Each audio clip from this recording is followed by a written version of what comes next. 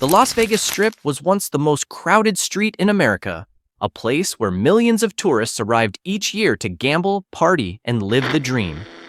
But walk those same streets in 2025, and you'll see something shocking.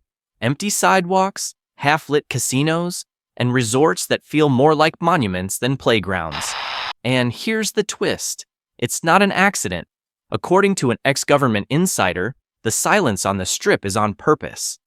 For decades, politicians and casino bosses worked hand in hand, feeding off the billions that poured into Nevada's desert. But now, this former official has come forward with a chilling confession. Vegas was emptied by design.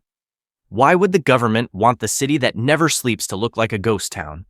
What secret could possibly be hidden behind shuttered restaurants, darkened theaters, and deserted gaming floors?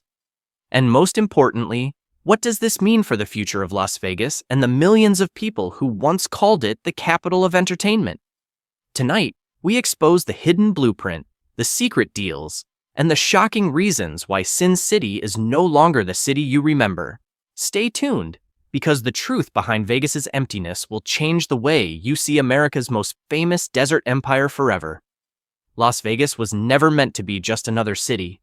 It was a desert outpost transformed into a glowing empire, a place where the impossible seemed normal. In the 1950s and 1960s, the Strip rose from the sands of Nevada and became a symbol of America's confidence. Bright neon signs lit up the night. The sound of coins clattering into slot machines echoed in every hall, and the names of stars like Frank Sinatra, Dean Martin, and Elvis Presley filled marquees. For decades, this was the city that never slept, a world where dreams were gambled and fortunes made or lost in a single night. By the 1980s and 1990s, Las Vegas had become more than a gambling hub. It was marketed as the ultimate family vacation, complete with theme park-like resorts, luxury malls, and mega hotels. The formula was simple. Keep prices low to draw millions, then make money back inside the casinos. Cheap buffets, free drinks, discount rooms, all designed to get people through the doors. And it worked. In 1995 alone, Las Vegas welcomed over 29 million visitors. By the early 2000s, that number climbed to 35 million, generating billions of dollars. But the secret of Las Vegas was always this. The entire system depended on volume. The more people came, the more money flowed. Tourists from Europe, Japan, and later China turned the Strip into an international magnet.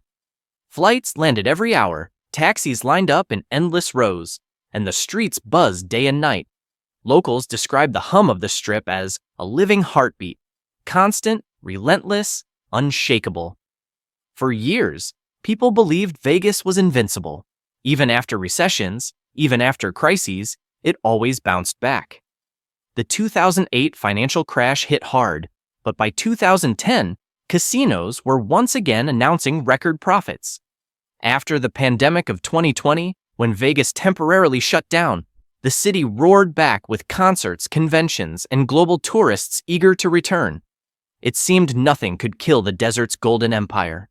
Yet behind the glamour, insiders were already whispering about cracks in the foundation. The dependence on mass tourism was becoming a risk. Rising inflation made it harder to offer cheap Vegas. Airfare soared, hotel fees multiplied, and the average family could no longer afford the weekend getaway.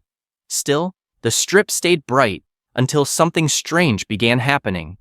Instead of adjusting to attract more visitors, casinos raised prices even higher. Instead of pushing promotions, they closed restaurants. Instead of expanding, they quietly shrank. It was as if the city itself no longer wanted millions of visitors. And this raised the first disturbing question.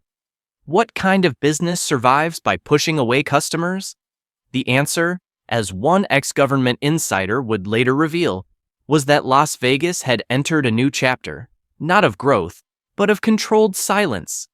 The neon still flickered, but the heartbeat had slowed. And while the world wondered if Vegas had finally lost its magic, those on the inside knew the truth. This emptiness was no accident. It was the first stage of a plan that reached far beyond the casinos, one that involved powerful officials, corporations, and hidden deals that would change the Strip forever. The first cracks in the glittering facade of Las Vegas appeared subtly, but they were impossible to ignore once you looked closer. By 2023, hotel occupancy rates began sliding. Casino floors that once overflowed with tourists now had empty tables, and prime restaurants that used to require weeks of reservations started cutting hours. Visitors from Canada, China, and Europe, once the backbone of international traffic, declined sharply. The official story was simple: inflation, rising airfare, and changing tourist preferences. But according to the ex-government insider, those explanations were nothing more than cover. Publicly, Nevada officials claimed Vegas was just experiencing a post-pandemic adjustment. They pointed to the high cost of living, supply chain disruptions, and the fact that many Americans were tightening their wallets. Families just aren't traveling the way they used to, one spokesperson said. In 2024, we're seeing a shift in priorities. On paper, the narrative made sense, but anyone walking the Strip could tell the truth didn't add up. Why were casinos closing sections of their own gaming floors? Why were entire hotel towers left dark even when demand should have filled them? Why were shows canceled without explanation? And why did employees whisper that they'd been told to stay quiet? No ordinary business would sabotage itself this way unless the sabotage was part of the plan. Tourists themselves noticed the change. Social media posts from late 2024 showed half-empty lobbies and eerily silent pools. One viral video captured a traveler walking through a deserted casino corridor, his voice echoing, "This isn't Vegas, it feels like a ghost town." Instead of responding with discounts to lure customers back, casinos doubled down. Resort fees rose, buffets became overpriced, and parking charges skyrocketed. For middle-class visitors, Vegas no longer felt welcoming. It felt hostile. Meanwhile, smaller businesses surrounding the Strip began collapsing. Family-owned diners, cheap motels, and souvenir shops, once thriving on overflow crowds, saw revenues drop by 40–50%. Workers described it as watching the city starve itself. Many wondered if Vegas had simply lost its way, but insiders insisted this was no accident. The ex-government insider revealed that hidden directives were in place, instructing major resorts to limit accessibility and scale down operations. The logic he explained was chilling. By creating a visible decline, officials could justify sweeping reforms that otherwise would have faced backlash. Casinos reported losses, the city claimed hardship, and government agencies quietly worked with corporate giants to reshape the Strip. In reality, the hardship was staged. Even the numbers didn't align with the official narrative. While Vegas was supposedly struggling, the largest casino conglomerates continued reporting strong margins to Wall Street. If fewer people were coming, how were profits holding steady? The insider pointed to backroom deals and financial engineering. Empty floors didn't mean empty books. They meant that the Strip was being repurposed for something other than tourism. By the end of 2024, whispers among locals grew louder. Why were state leaders refusing to intervene as jobs disappeared? Why were city officials insisting everything was under control when the Strip clearly wasn't? And most importantly, why did it feel like no one in power actually wanted Vegas to recover? The ex-government insider provided the answer. The emptiness was not failure, it was leverage. The silence of the Strip created the illusion of crisis, giving both the government and the casino giants cover to rewrite the rules.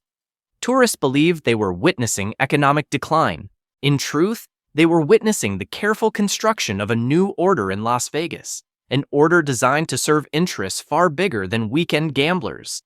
When the ex-government insider finally spoke out, the revelations shattered any illusion that Vegas's decline was natural.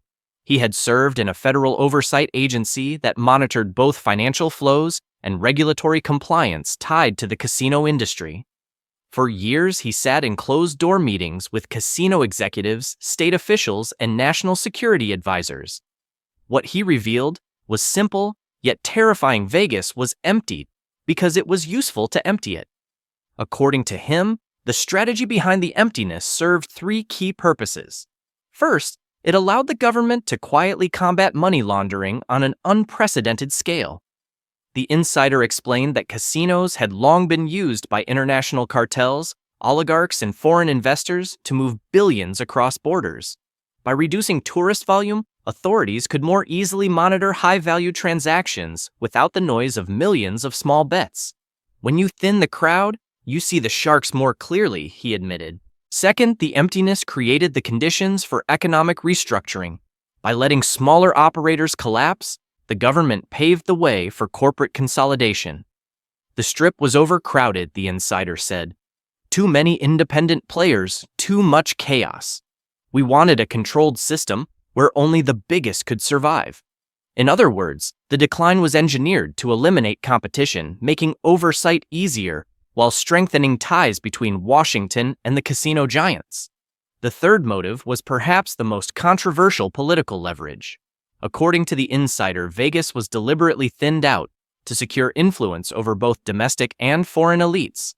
With fewer tourists, casinos could cater directly to high rollers, politicians, billionaires, and power brokers who were suddenly more visible. Vegas became a private stage, not a public carnival, he revealed. Deals were struck in empty VIP rooms away from cameras under the excuse that the city was struggling. In reality, those quiet floors gave cover for negotiations that affected not just Nevada, but national policy. The insider described secret directives issued as early as 2022, instructing certain resorts to cut operations, close entertainment venues, and scale back marketing abroad. These moves were presented to the public as financial necessity. Behind the scenes, they were coordinated with federal guidance. It wasn't about saving Vegas, it was about reshaping it, he said. Perhaps the most shocking detail was his account of how the plan was communicated. In one closed meeting in Washington, D.C., a senior official reportedly said Vegas has to be sacrificed in order to control it.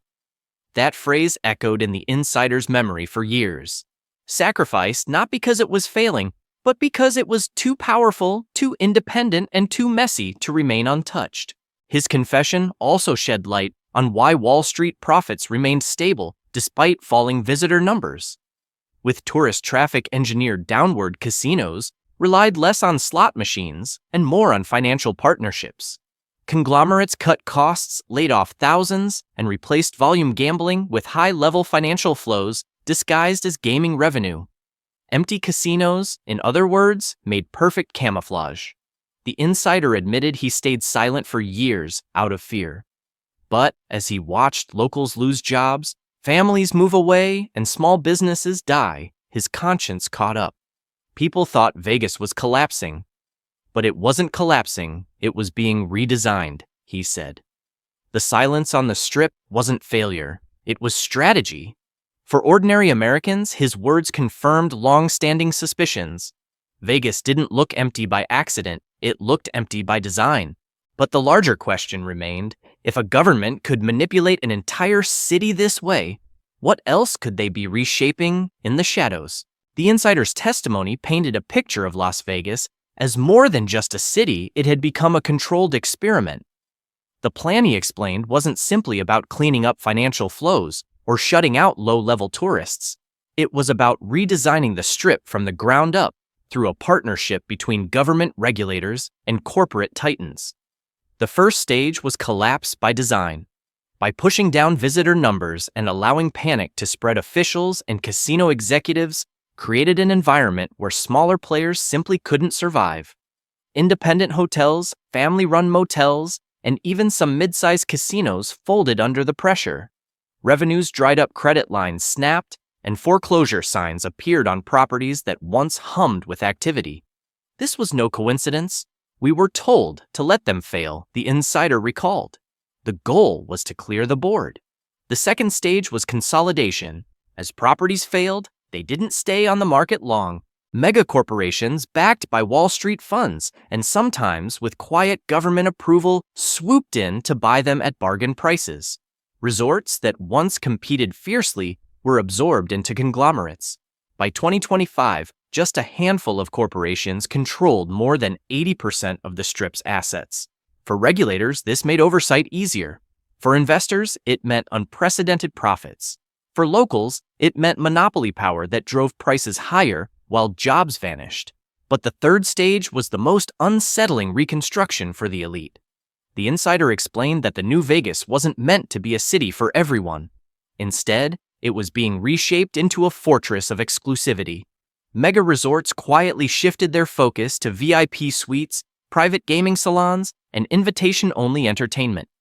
Marketing shifted away from families and middle-class tourists toward tech billionaires, hedge fund managers, and international power brokers. Vegas wasn't closing, it was narrowing, he said. It was becoming a city you couldn't enter without permission or without millions. The consequences for the local community were catastrophic. Service workers, dealers, cocktail servers, cab drivers, performers saw their livelihoods vanish.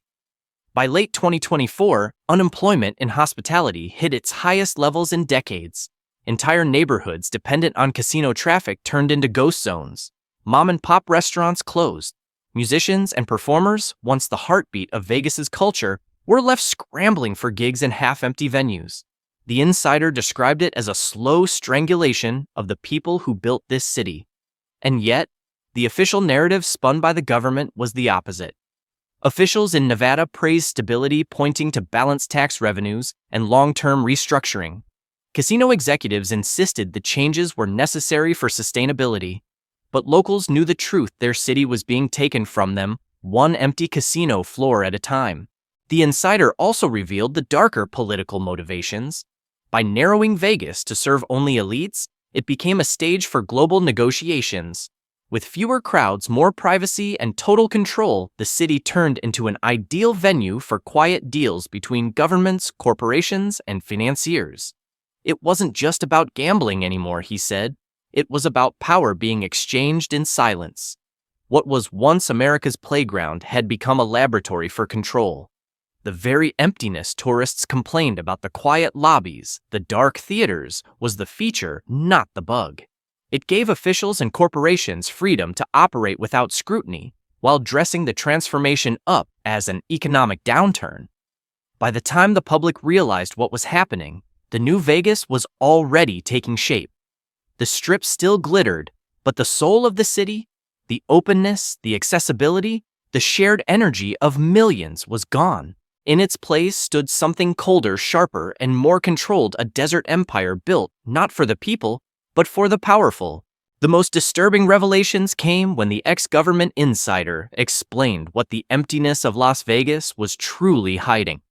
According to him, the deserted casinos, the silent theaters, and the half-empty hotels weren't just the result of corporate restructuring, they were a smokescreen for something far larger. When the crowds disappear, the real business can happen in the shadows, he said. At the center of this shadow business was money laundering on a global scale.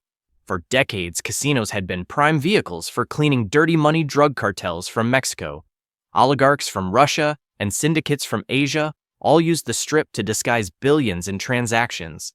But by deliberately thinning out the crowds, the government and casino giants created a controlled environment. Fewer small bets meant every large movement of cash was easier to disguise. It's ironic, the insider explained. The public was told emptiness meant Vegas was failing. In truth, emptiness made laundering more efficient. The insider pointed to foreign investments flowing into luxury towers and mega resorts during the so-called decline. Billionaire buyers from China and the Middle East purchased prime properties through shell companies. High roller suites became safe havens for discreet financial exchanges. What looked like luxury hospitality was in reality an international banking system hidden behind neon. Equally shocking was the role of Wall Street. Private equity firms and hedge funds didn't just tolerate the emptiness, they demanded it. With fewer visitors, casinos no longer had to cater to middle-class families or offer cheap perks. Instead, they focused on maximizing profits from a smaller pool of ultra-wealthy clients. Stockholders celebrated higher spend per capita, while locals watched their city hollow out. The emptiness was profitable, not disastrous. But the scheme went even deeper. The insider described government complicity at multiple levels. Agencies that were supposed to monitor corruption instead looked the other way. Why? Because the transformation of Vegas served as a convenient tool for politics. Empty floors meant private rooms where back-channel negotiations could unfold between lobbyists, corporate executives, and even foreign officials. Vegas became a negotiation table dressed up as a casino, he revealed. The true cost of this plan was borne by ordinary people. Residents saw housing prices climb while wages dropped.